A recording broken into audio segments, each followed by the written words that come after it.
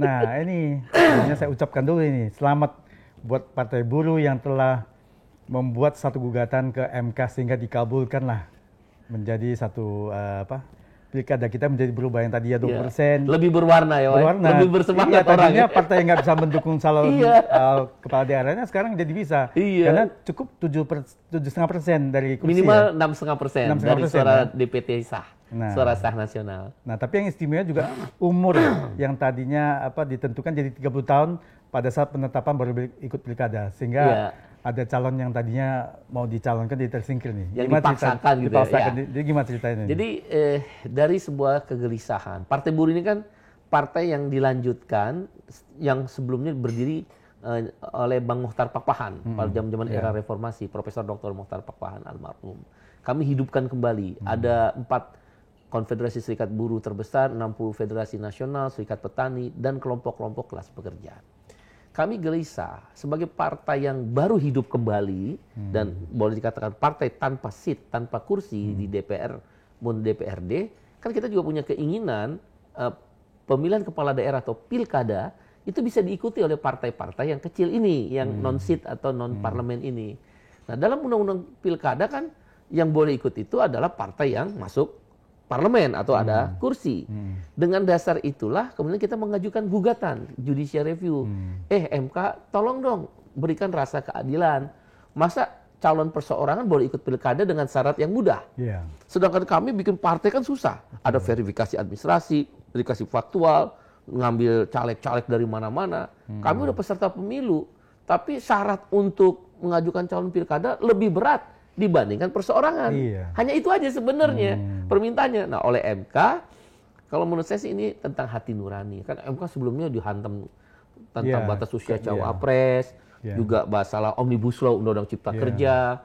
Banyaklah MK agak terpuruk kan di mata publik, di mata masyarakat. Khususnya yang waktu MK tentang Pilpres kemarin ya. Pilpres, calon cawapres ya. Merubah konstitusi hanya untuk batas usia tertentu yang bisa diikuti oleh orang tertentu. Itu kan ada rasa ketidakadilan, kok konstitusi yang dirubah, bukan menunggu dulu kan. Pikiran banyak masyarakat seperti itu. Nah, ini tentang hati nurani saya rasa. Kita hanya minta yang partai kecil boleh juga lah, partai non-seat ini, non-parlemen ikut mencalonkan pilkada.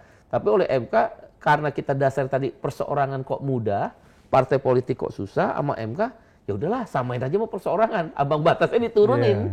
Dan batas usia dimulai bukan saat pelantikan, tapi pada saat penetapan pasangan calon oleh KPU. Nah, akhirnya kan yang tadinya banyak kotak kosong kan, Pak Edi kalau nggak salah kan, di mana partai-partai politik itu bersatu, koalisi lah, istilahnya koalisi, melawan kotak kosong.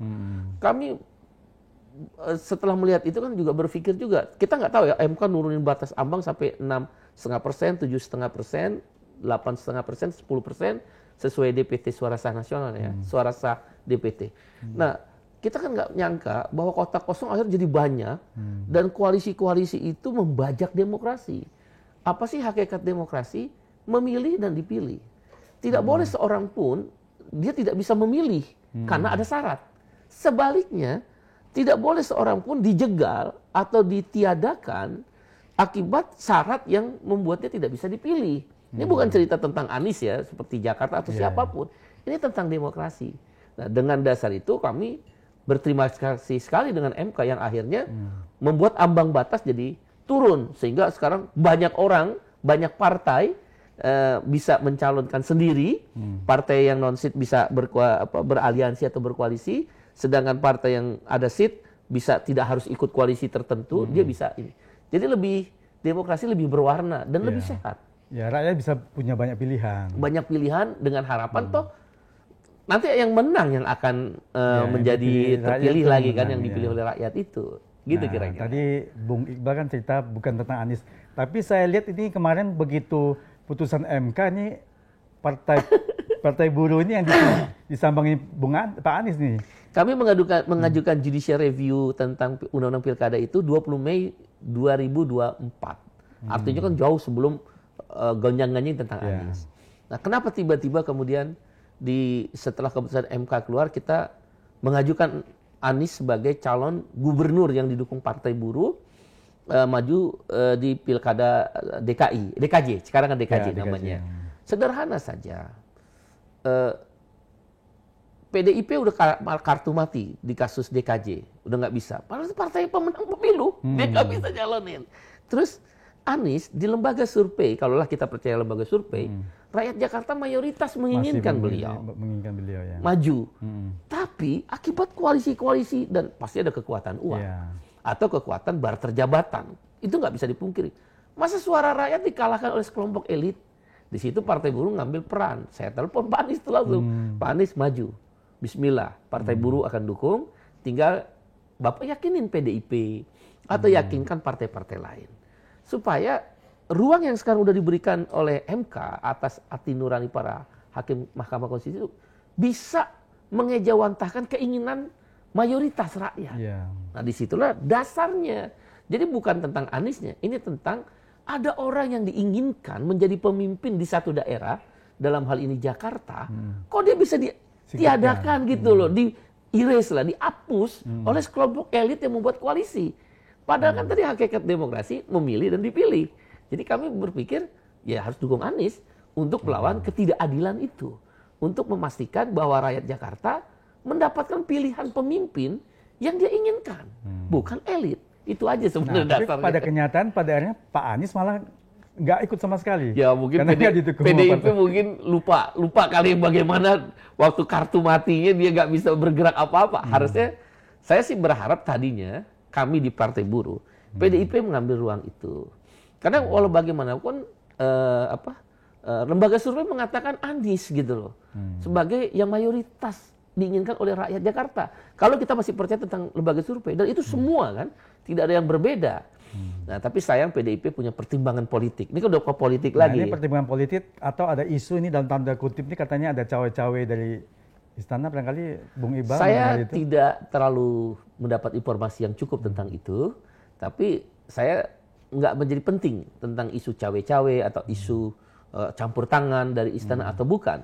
Bagi saya adalah memastikan tadi seharusnya partai politik itu kan kepanjangan tangan untuk menawarkan gagasan, menawarkan ideologinya, dan menawarkan siapa calon yang diinginkan. Itulah gunanya menggunakan metodologi survei sebagai alat bantu. Menggunakan penjaringan calon. Menggunakan seperti partai-partai besar itu ada sekolah kader. Itu kan mekanisme yang sebenarnya ingin mencari pemimpin yang terbaik di antara para pemimpin yang bisa tampil. Sayangnya ya sejarah berkata lain. Makanya satu-satunya provinsi dari 38 provinsi yang ada Partai Buruh dukung, hanya Jakarta kita tetap konsisten di titik terakhir tanggal 29 Agustus pendaftaran terakhir, jam 23.59 kita tetap Anies saja. Ya karena kita konsisten terhadap apa yang kita perjuangkan di MK dan kita ingin memastikan rakyat Jakarta jangan antipati kepada partai. Kan kalau kayak begini orang antipati.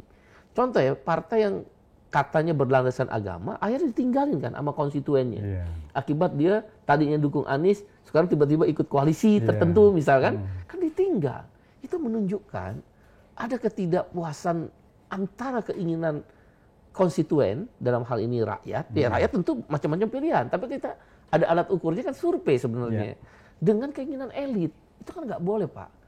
Elit hanyalah, kalau bahasa saya ya, saya mengutip Jenderal Sudirman, rakyat tidak boleh menderita. Seorang pemimpin harus siap untuk menderita. Artinya, elit dia hanyalah pelayan. Kan menderita itu kan tanda petik melayani, berkorban, mengikhlaskan diri.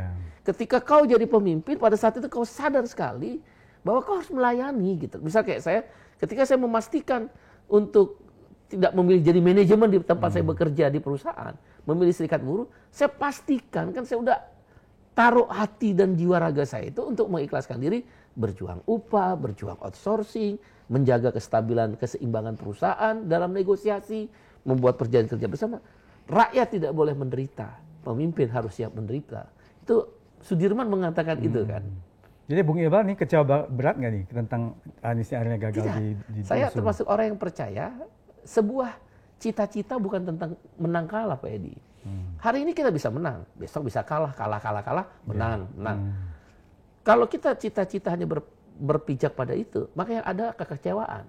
Dan karena itu cita-cita adalah tentang keyakinan kita bagaimana cara kita memastikan pada titik tertentu cita-cita itu akan terwujud. Jadi tentang keyakinan. Jadi kecewa atau tidak bukan ukuran bagi seorang yang ingin memastikan cita-citanya bisa terwujud.